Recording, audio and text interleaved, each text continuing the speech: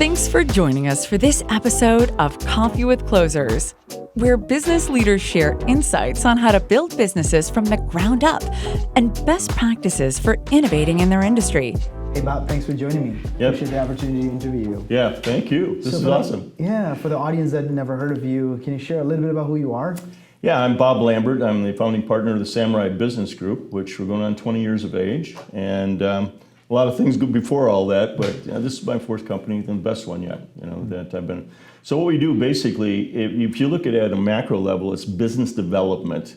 And that focuses in on two areas, sales and sales management. And then the level of what we teach is all B2B sales at a very high level. And this program is really positioned as a mastery level program.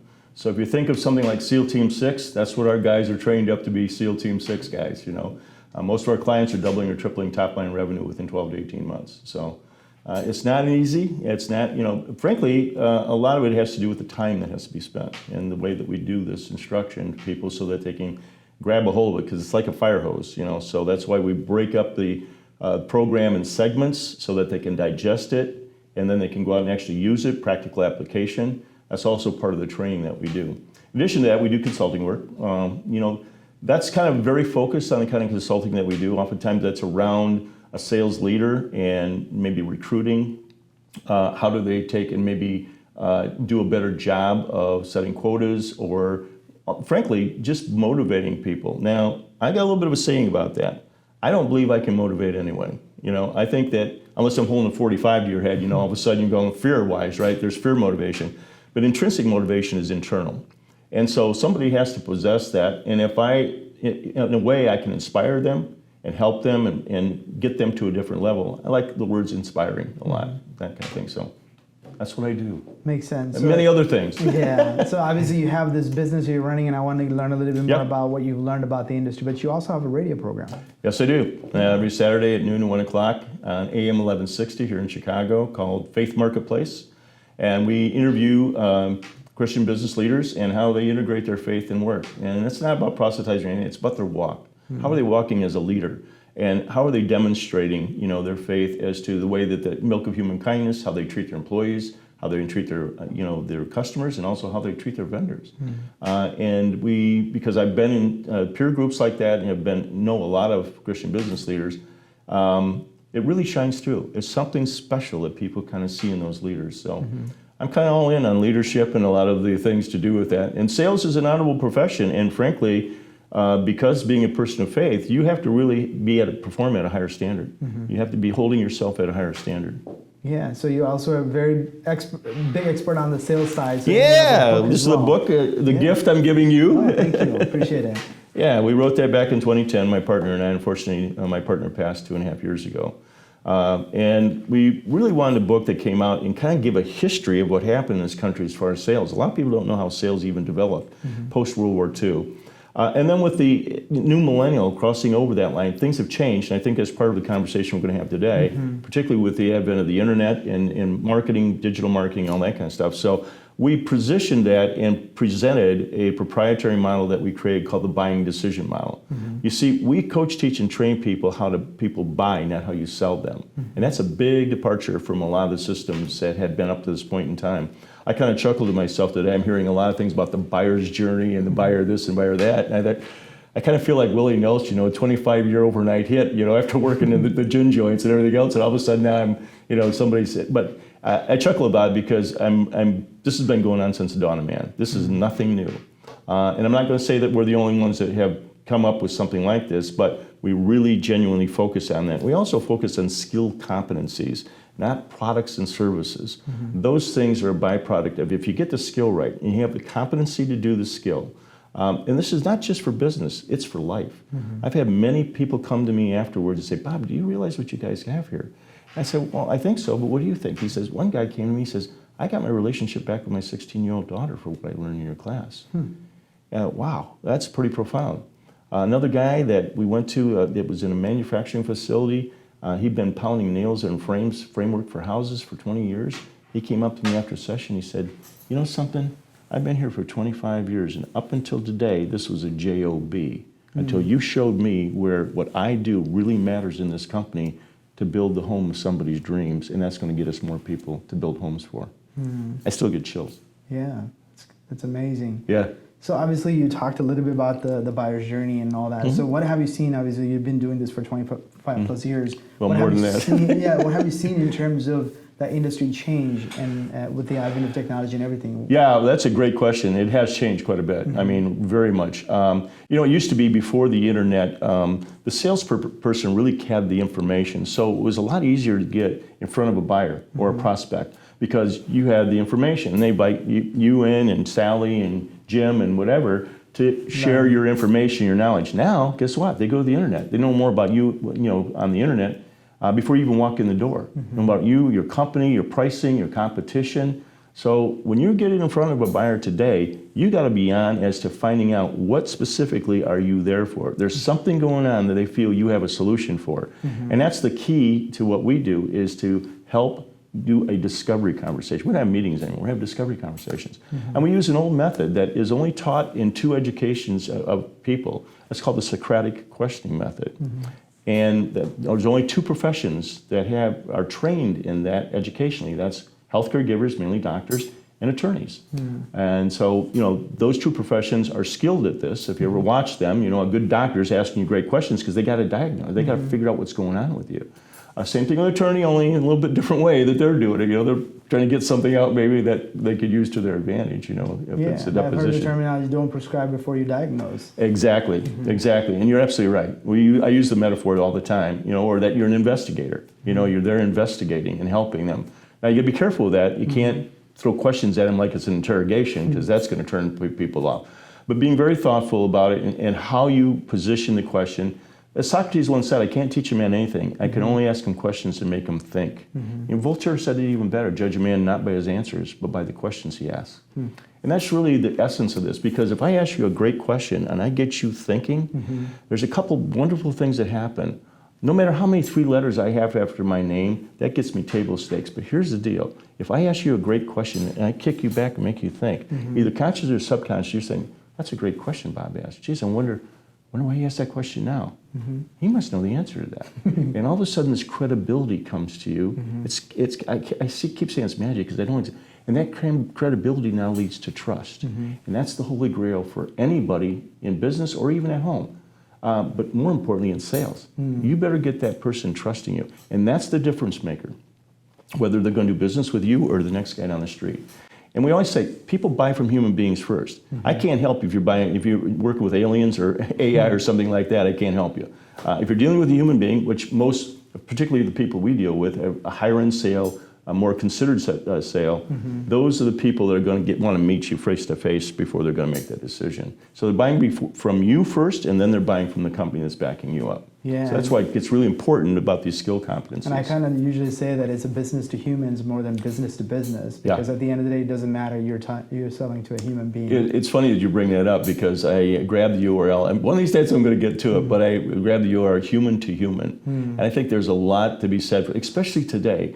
We've kind of lost our humanity a bit, and it's not a knock on the digital revolution and all that stuff, but there's just too much separation. And I see that we're coming back around again. I'm hearing it, I'm seeing it more.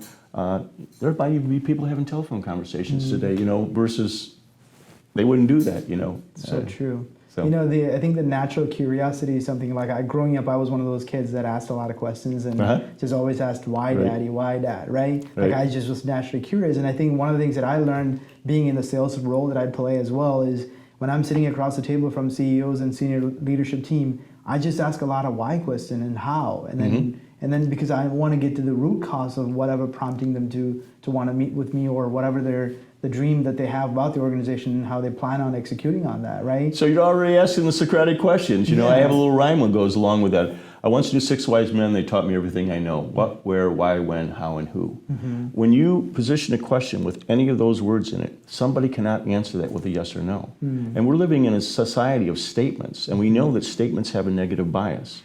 So asking a great Socratic question, a thoughtful Socratic question that's going to get on that side, because everything's going on that side of the table, okay? And all you have to do is use 2 ears and 1 mouth and use them in those proportions. Listen intently, and then you'll get the response or the next play off of whatever they say. You don't have to sit there and try to think 2 questions ahead. Just play off of what they've said to you. Yeah. And drill deeper. Oftentimes people make statements. Well, like a good attorney will say, get behind the statement. What does that really mean? And they'll ask. And of course, if you're being counseled by an attorney, only ask the question, right? Don't expand upon it, But that's really what we're doing. And I think the temptation as salespeople is, we're talkers, right? Yep. We just have the tendency, and we've seen this problem 100 times, and maybe we already kind of know the solution to the problem, or we already know what we want to sell them, so we're quickly jumping into the solution before we actually really truly understood what this company really need. And I think not knowing and then too quick to prescribe a solution is usually a turn off. Big time. Yeah. That's when if you're telling, you're selling. Yeah. And so to your point, if you allow them to discover for themselves, how wonderful is that? Because now they've bought from you, correct. They're not being sold. Yeah. Because nobody loves to be sold. Yep. But everybody loves to buy what they want and need. And you're also making a connection that, Sam really understands me. He gets me. I got to work with a guy like that, or a gal like that, that really gets me, because they really care about me, and what I'm trying to do and what I'm trying to accomplish. Sometimes you can't help them, and as I tell people, I'm well-intentioned, and what I'm going to say, leave them off better than when they met you. I'm going to have a recommendation for somebody else that actually could maybe help you. I've turned down, opportunities because what they really needed was marketing. And even though I have a marketing background, that's not my gig anymore, But I can refer them on to professionals that actually can get their act together, because all the training I'm going to do with you guys, if you don't have your marketing act together, or what the product's about, or, your unique selling proposition, what am I doing here, And they're, it's interesting, they have gratitude around that, they think, this is a pretty honest dude, he's walking away from his business. He could have, done a lot of things, but I can't do that. I can't go lay my head in the pillow at night and doing something like that. Exactly. So obviously you said you had a couple of different ventures before. So what are some of the key lessons you learned building businesses in your... Well, first of all, building business is difficult. I think in this day and age, you asked me about this what's changed. I think it's easier to start a business, but it might be even more difficult to sustain it or even scale it. And the reason I say that is that everybody's jumping in the pond.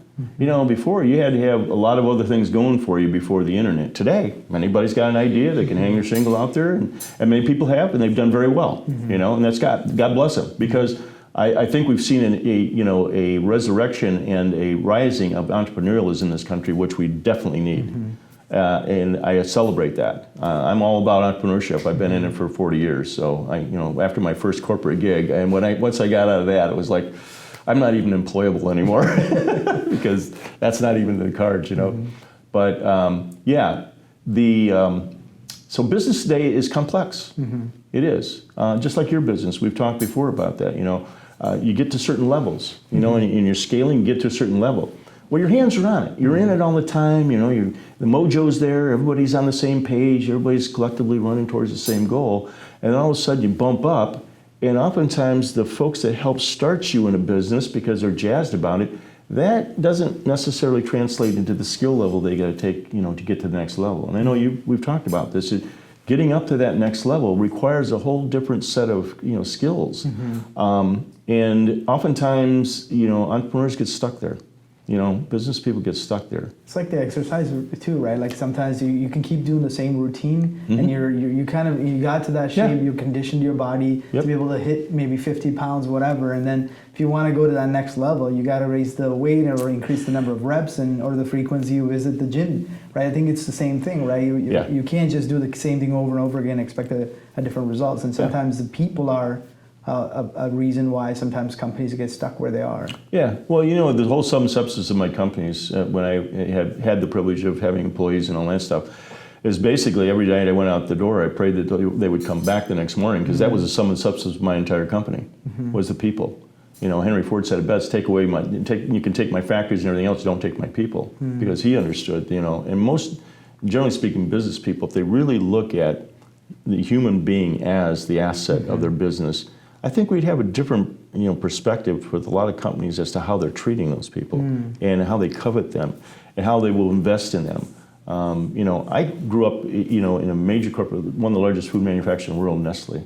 I had terrific training. I had coaches. I had mentors. I had people coming up alongside of me. they would pat me on the back when I did well, and they kicked me in the butt when I wasn't doing so well. So, but it was wonderful. It was wonderful, and I had those folks genuinely cared, and they cared about me, and they looked at the investment in me as being way bigger than what my production is going to be than what they actually invested. All the training and the stuff like that, and I mourn that because in the 90s and 80s and late 80s and 90s that went away. We wiped out the whole middle section of management. The people really had the tribal knowledge that's not being passed down to the next group. And kind of now the haves and the have-nots. And I think the loyalty also dropped, right? I mean, if you look at the past workforce, like my parents' generation, they've stayed with the same company for 15 plus years, and they retired with that company. Maybe they, in their entire career, maybe 2 jobs. Right. But today we don't see that. If you look at people's LinkedIn profiles, like 9 months, 11 months, 13 months, I'm like, did you even get to know the business before you already left that company, right? Yep. Can you really, how much can you help that company get to the next level if you really haven't even stayed long enough to invest? Well, so I think that's probably why the corporations are a little bit less invested into these employees in terms of... you get what you reap, you get what you sow, and I laid at the doorstep of a lot of corporations, to be honest with you. Look at how they gutted major corporations. Now, as a young person yourself, and these young people, they saw what happened to their grandparents and their parents. So where's the loyalty to anybody? How can we take and, indict them for this because they've seen it happening? And all the social tele organizations around the globe that have let people down. So what do they really trust? What do they really want to invest in? I would say also, again, a byproduct of the digital age is that, the attention span is really short today. So that's another part of this whole contribution. Oh, I'm here for 9 months, I got to move on. And then they see their peers moving up, and of course the peer pressure starts. Oh, geez, I got to get ahead of John, or I got to get ahead of Alice because, I'm not moving up quick enough. And you're right. They don't stay long enough to really grasp what's going on. Now, again, good companies keep their people longer. We've done a lot of work with Millennials. As you know, we're involved with DePaul University Center for Sales Leadership, so I've been around the age category for almost 20 years now. And we've got some great studies that have come out as far as, getting deeper. There's some top-notch experts in this area that we have drawn upon, and we've got information as to how do you really manage, and motivate millennials versus, other workers. And they've got some great insight. I think it's the best generation we're ever going to have in this country. And the Z's coming after them are going to really challenge it. They're bright, they're sharp, they get things very quickly. They just got to slow down a little bit and take it in and absorb it because not everything is on the internet as far as wisdom and knowledge. So true. And take a little time to get a mentor. I really want to encourage, and you know this, I'm a big encourager for this, get mentors. Boy, and there's real opportunities out there now because people in my age category want to help the younger generation because they were helped. And they see that lacking today. So I believe that that generation will come to work for people that show that they really care, that they will invest the time, that the manager will invest the time because they do want development, they do want training, they do want to be heard, and that they're what they say counts, that they're not just going on, get in the corner, kid, you don't know what you're talking about. Because I suffered from that when I came up. I thought I was full of a lot of ideas and kind of, just shut up and listen. But yet there were times when my mentors or coaches or manager would listen because he thought, hey, that's a good idea. I've never heard of that before, and and was exciting. Yeah, most certainly. And I think you kind of answered one of my questions, but I'll bring it up in a little bit. Yeah. So I think one of the questions that I have is obviously you have the sales and consulting business, right? Sales coaching, consulting, and you have a lot of entrepreneurs and business leaders that you're talking to. Where are some of the areas where these guys are just clearly missing it today? Well, this is going to sound self-serving, but it's training. You got to train your people. You can't just hire people and throw them out there and expect them to perform if they don't even know what they're supposed to be doing.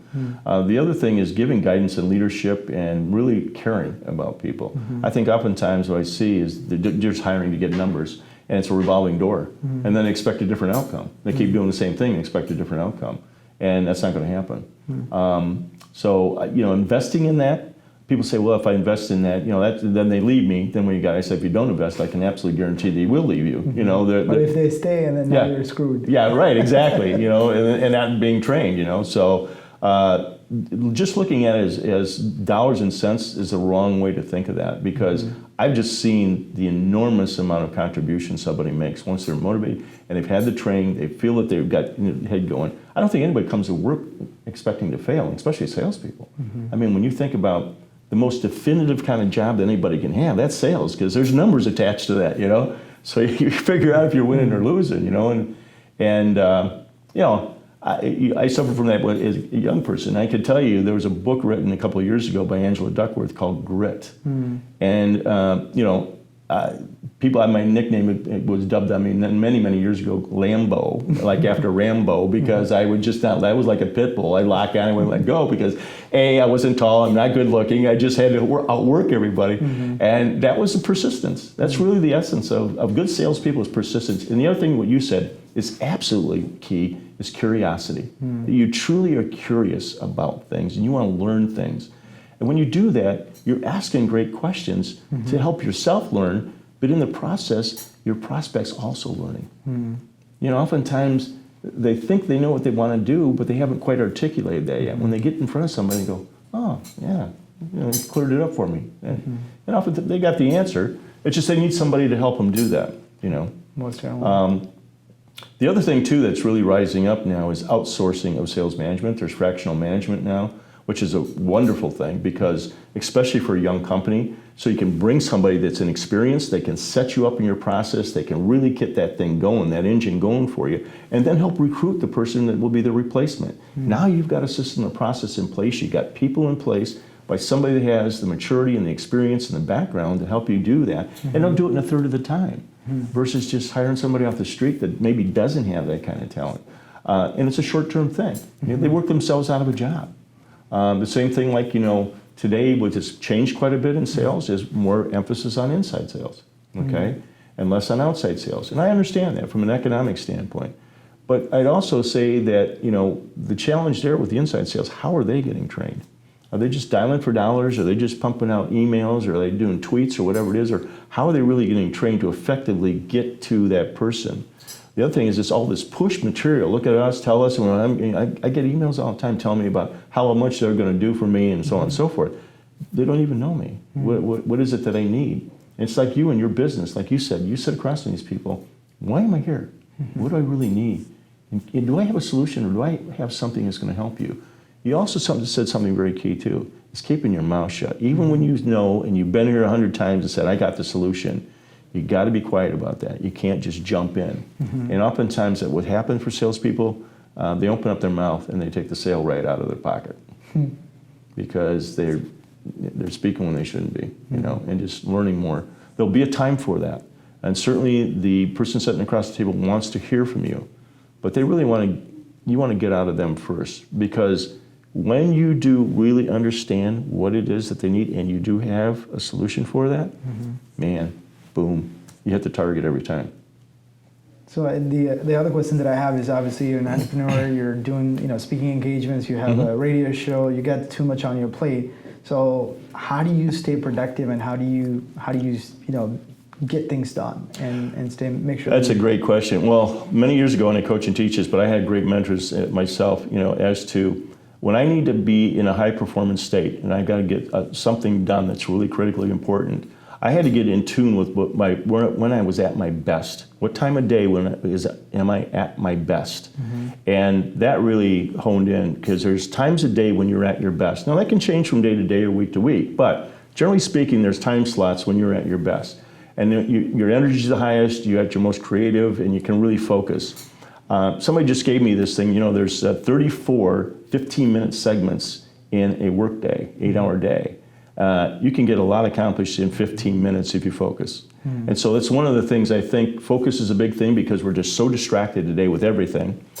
Some other lessons I learned is I shut my phone off. I only look at my phone or anything to do with my phone twice a day. That's mid-morning.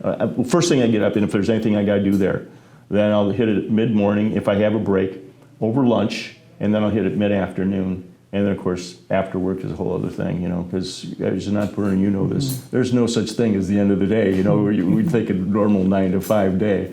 And oftentimes I found myself where I was highly creative, because it was that way when I was a kid, late at night. When I can really focus and there's distractions are all gone. I think that's the biggest thing today, is learning how to manage those devices.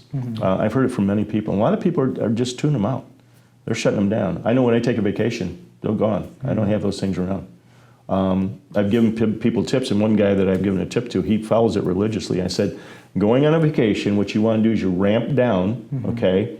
That first part of the week, you're ramping down, but what you're doing is you're booking in for this third day. When you're back in the office, you've got a full platter from Wednesday, Thursday, and Friday of whatever, appointments, because you want to ramp down and get at peace going into, because what happened to me, all of a sudden, I'm like this, and then I'm supposed to drop off like this, and I can't shut it down. And I'm on vacation. I waste a couple days still in that mode. If you start ramping down come Wednesday of the week before you go, Thursday, Friday, and you're setting your calendars up and doing all that stuff, so when you come back, I come back a day early from vacation so that I can peacefully start looking at things, getting ramped back in, and I'll spend the first 2 days really taking and doing some of those things that I need to do, and then bang, I'm off and running again. What happens with that is you don't lose momentum, because if you don't book ahead, all of a sudden you're back on Monday and it's like, oh wait a minute, I've got nothing booked this week. I got a book, and all of a sudden you're trying to get booked for 2-3 weeks out. You've lost that whole bit of time.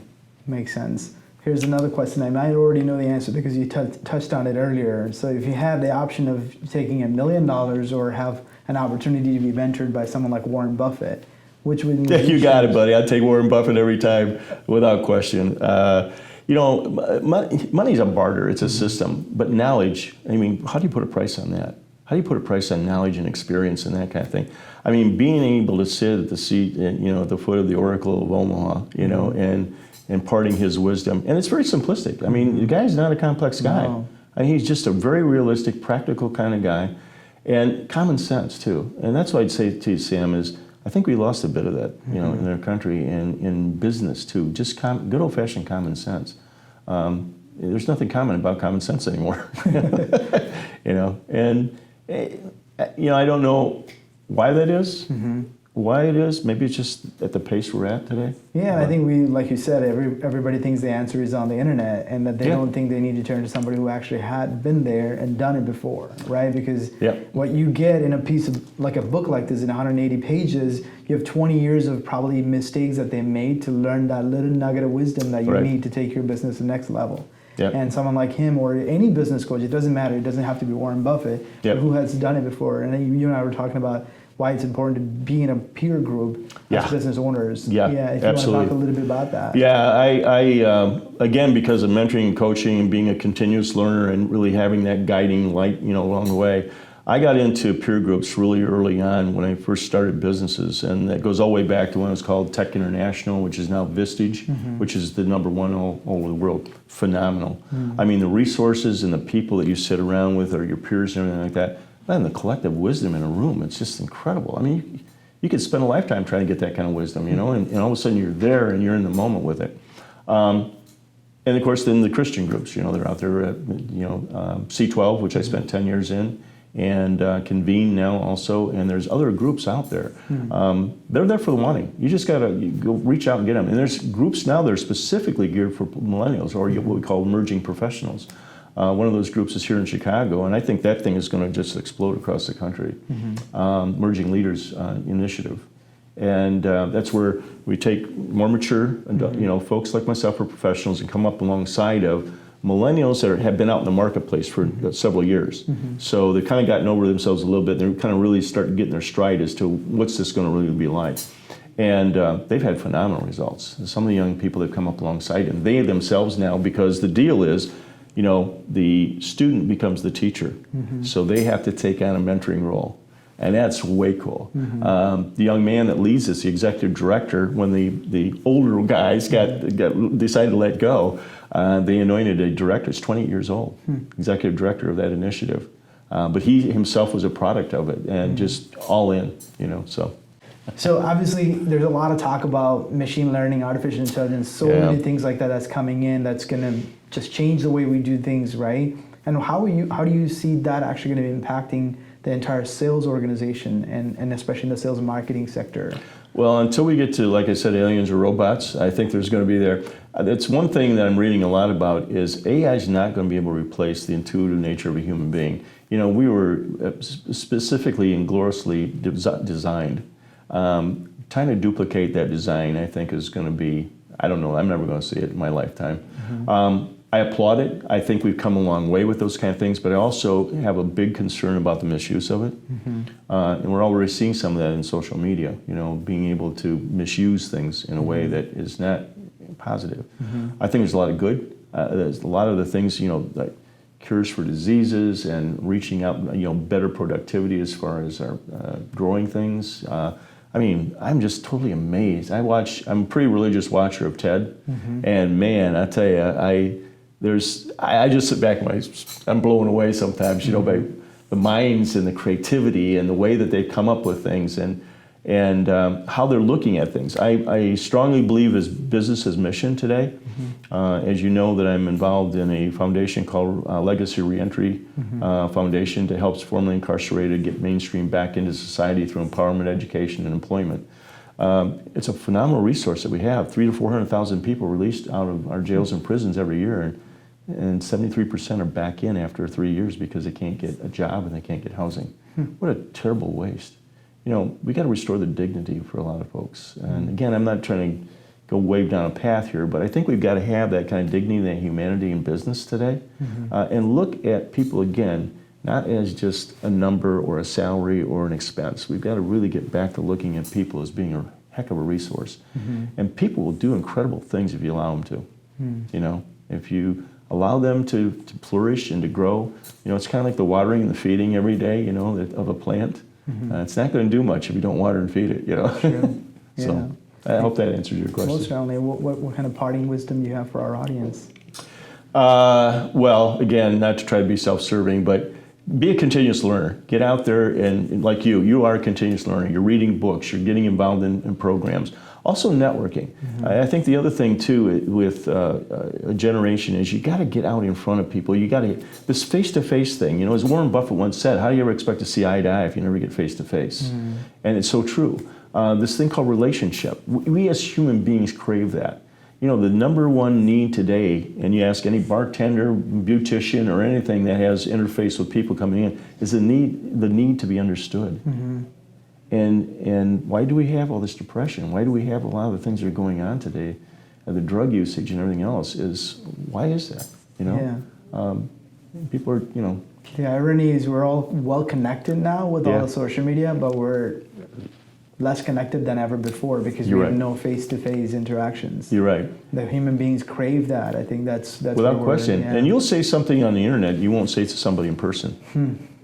Yeah. I see some of these heated things. Yeah, I see some of this stuff, and I'm going, you would never sit there, and also if your grandmother was sitting there and listening to that, how would she look at that, So those are the kind of things that, I don't know how much wisdom that is. When it comes to business is not easy. It's tough. And the true test is when you get into the tough times. Grit. What kind of perseverance? What are you really made of, to plow through that, to have the drive? And there's an essence, there's a DNA essence to entrepreneurs that is marvelous, And also I feel it's going to be the salvation of the globe, to be honest with you, because, there's a lot of things we're doing destructively to our planet. I think that with the creativity and the kind of things that are coming out and the intelligence of people, and they're getting much more tuned into that, we're hopefully getting back to understanding that we're not going to survive if we don't get our humanity back, and start taking care of the underprivileged and doing kind of things that are not as destructive to our planet. So I'm waxing wisdom here, but I don't know how much wisdom there is there. It was wonderful having this conversation with you. Thanks again for joining me. Thank you, Sam. Appreciate it. Most certainly. This episode of Coffee with Closers is brought to you by One IMS, a leading digital marketing agency helping businesses win new customers. To request a free marketing ROI audit, please visit oneims.com. If you enjoyed this video, please share it. To make sure you never miss an episode, please subscribe.